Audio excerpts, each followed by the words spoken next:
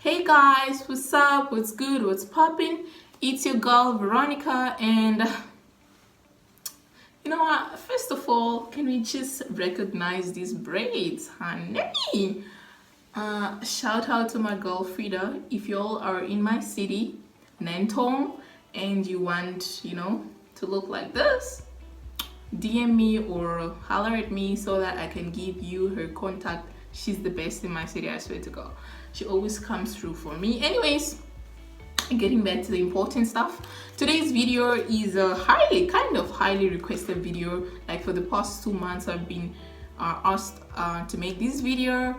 So for those who don't know, I'm doing my major in Chinese here in China, and a lot of people have been asking me, girl, how do you do it? Like, first of all, we all know Chinese is like one of the most hardest languages like in the whole entire world.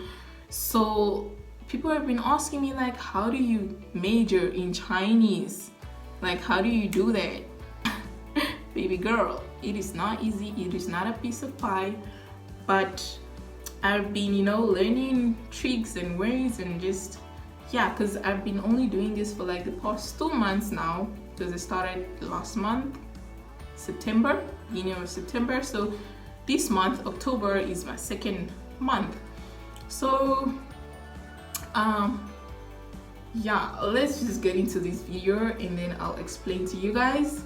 But before we even continue, just pause, like take a moment, and please like this video, give it a thumbs up. Please do subscribe to my channel if you're not subscribed, and if you're subscribed and you do not get notifications like till today, whenever I upload a new video, please do hit the notification bell. So guys, like I said earlier, I am doing my major in Chinese. But if you guys let's just rewind a little bit. If you guys have been following my life, especially on Instagram, you'd know that I've recently graduated in July of this year, and I was doing my diploma. Now I'm actually doing my bachelor's degree. So the school that I got accepted to, the university that I got accepted to further my studies, the major that I'm doing, which is civil engineering, does not have so many international students. Therefore, I could not get taught in English, so I have to take classes with the Chinese students that are being taught in Chinese, if that makes sense. So that is how this story, that is how the words are not coming out. So yeah, that's how it works. Like, if the major that you're doing in China does not have so many international students, they will not teach you alone in English. You have to take classes with the Chinese students. So that's me right now. So anyways, I wrote down a few tips, so I'm just gonna go through them, and then if they work for you, they'll work for you. You guys can try it out. I'm not saying that they'll work for you, but these are a few tips that have been working for me so far. And we all study differently. We all, our brains all work differently. So just because these tips work on me, don't expect them to work on you. But you can always try it out. Try something. You never know, it can surprise you. But so I'm just gonna take my little notebook. I wrote down a few tips in this notebook, and I'm just gonna go through them, and if they work for you, they work for you. If they don't, you can always try other methods. So the first not tip, but just the first advice that I'll give you is to study every day. And this is not just an advice that I'll give to people that are majoring in Chinese, but to every student, any other student, either in English, whatever language you're doing. So study every day. Try to do work every single day. Whatever time you get, study. It doesn't matter if it's Monday or Friday before you go out. Study every day. Whatever time you get, just study, especially before you go to bed. I don't know if this works for everybody, but this is guys, my brain's okay, be serious, Veronica.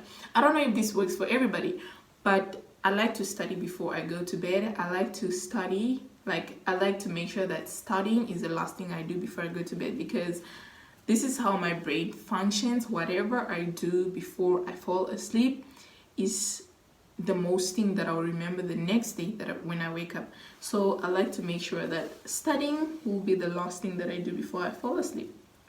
Sometimes I would even fall asleep with my book in my hands. Yeah, that's just how I do it.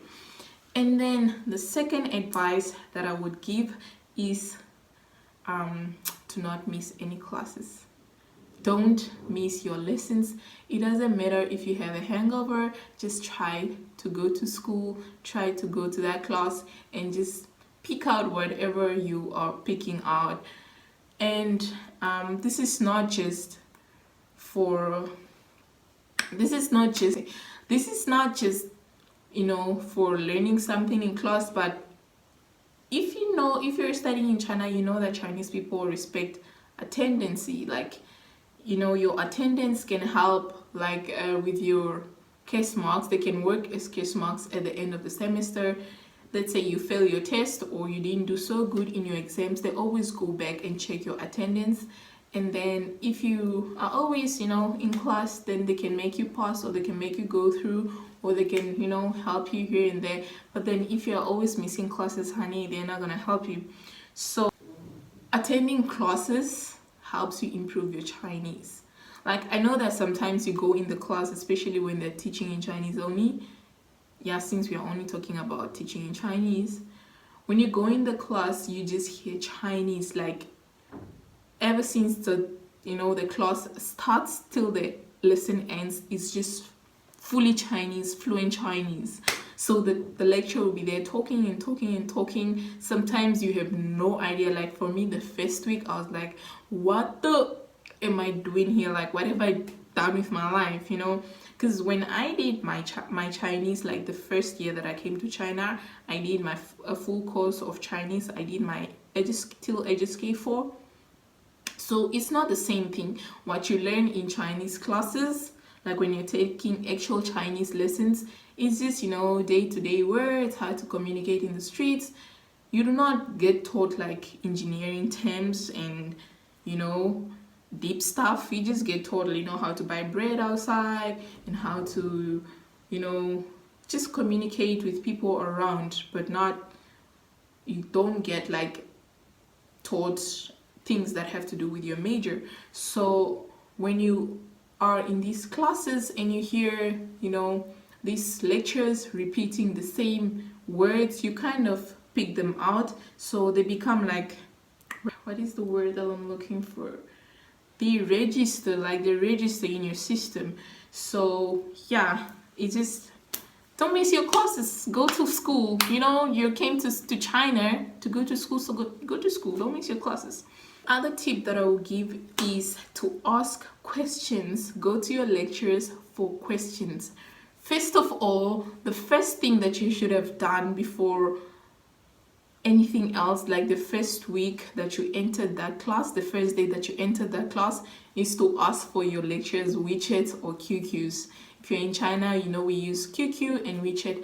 Ask for their contact so that whatever time, whenever you're at home or wherever you are and you're studying and you get stuck, you can just click, text them like, sir, take a picture, I don't understand this part. They can reply to you that time or the next day in class. Because sometimes when you ask Chinese teachers like directly that time, they don't know how to like explain it to you, so they would like answer you the next day. So whenever you're studying and then you don't understand, take a picture or just text whoever your lecturer is and just ask the damn question. Do not hesitate to ask questions.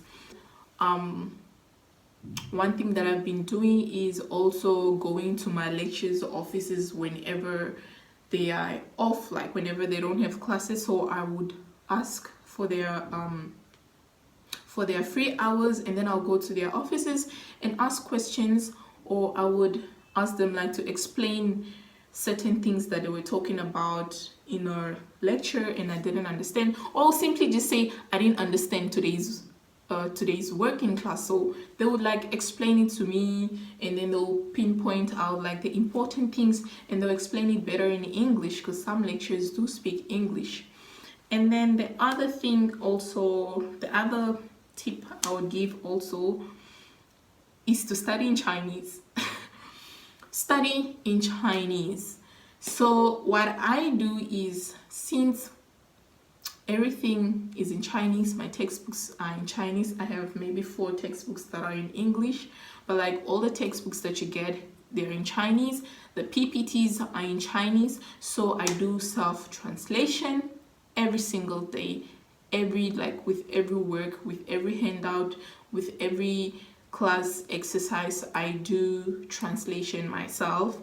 So one thing that I would advise you to do is to study in Chinese. Even though, like, when you're doing your translate, let's say you get your PPT right in Chinese, translate it in English first, and then get to understand the work in English.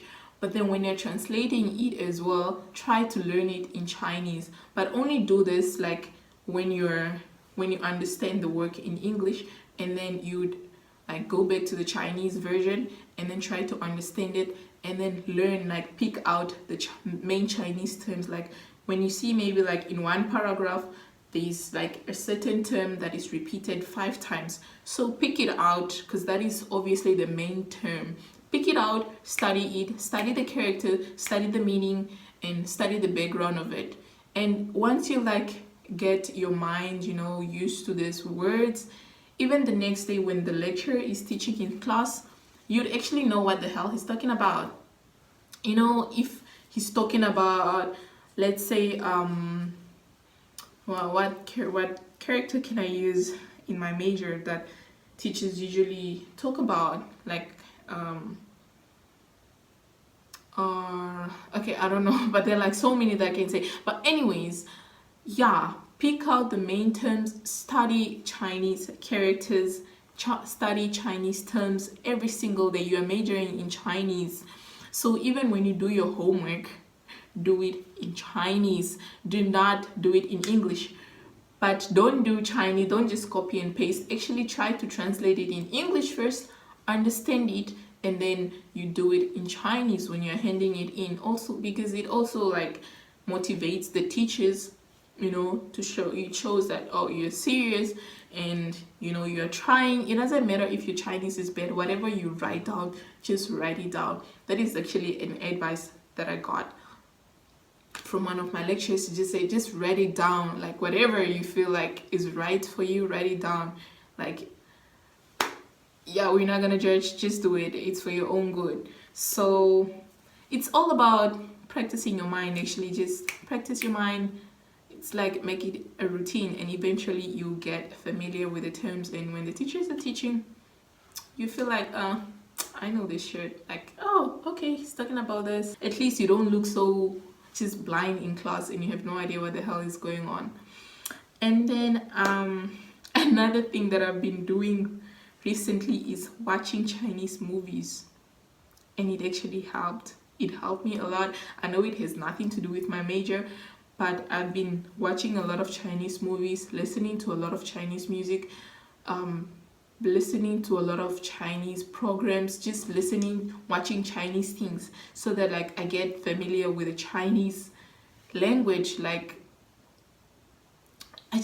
now it's like whenever people are talking around me, I actually have an idea what they're talking about. Like it's like, oh, okay, it's Chinese. It sounds like English, just a bigger version of English that I've never heard about. But like, if that makes sense, just practice your Chinese, force yourself, make it like Chinese, like Chinese. You might go crazy and you'll spend a lot of time, especially with the translating and stuff like that. But in the end, believe me, it's gonna be worth it.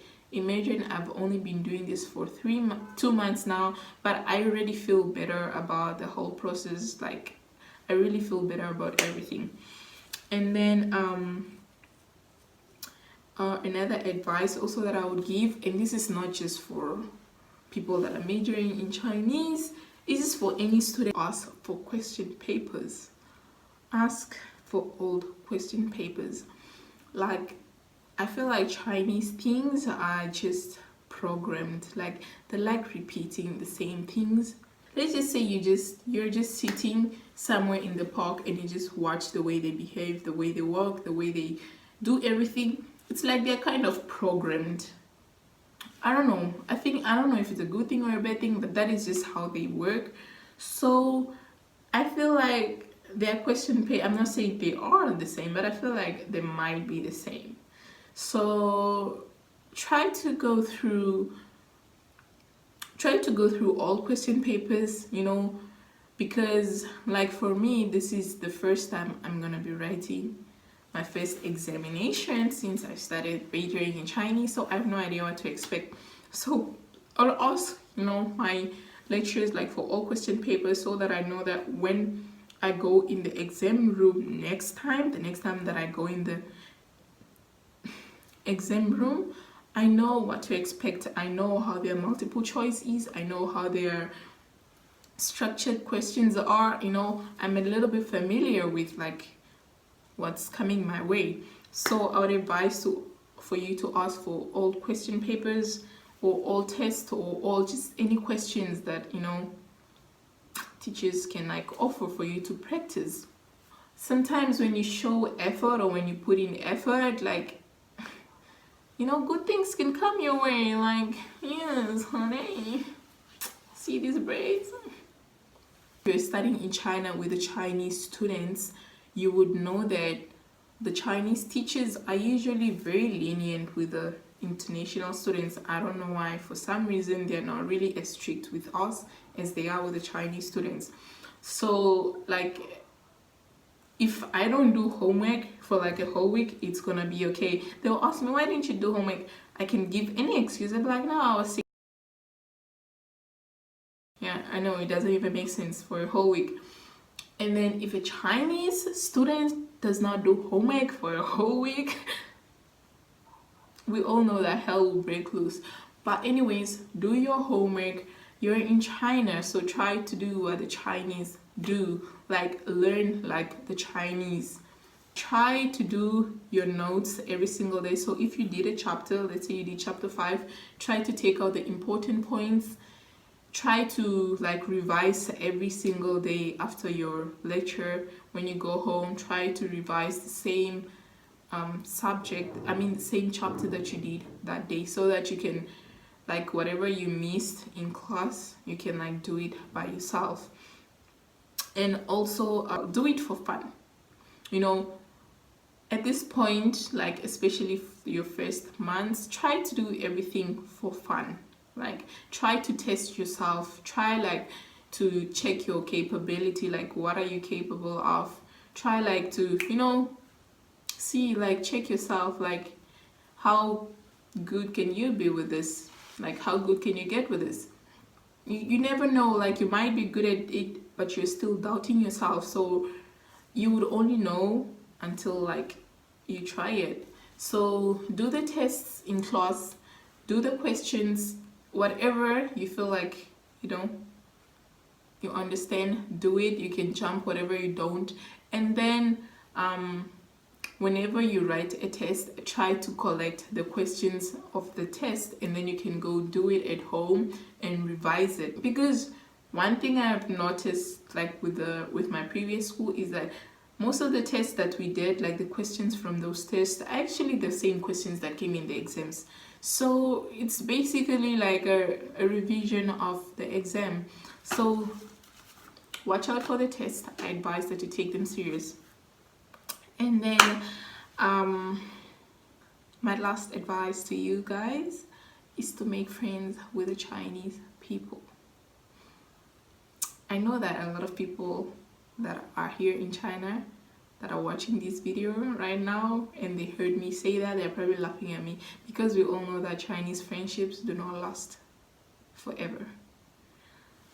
Or my Chinese friendships, like my friendship with the Chinese people that I knew, because I'm saying I knew because I don't know them no more, did not last forever. I swear to God, all the friends that I made my first year, especially the female friends, gosh, I have no idea where they are. They just appear and disappear into thin air. So they say it's made in China, so just kidding. Just kidding. Anyways, make friends with the Chinese people because these guys always have some tricks like up their sleeves. They always have things, I mean, they always know things that we foreigners usually don't know, or they always like hear tips and information behind closed doors, but you don't know about. So be cool with the Chinese people because when you're in need, they can like come through for you. You never know like when you need them. So like always try to play on the other side. And these people will be passing and you're just like, how, like who, like where, like I didn't know that. Like how y'all like getting all this information? Some of the information you're never even taught in class, but these people will just be popping up with all this answers and you're just like okay, okay.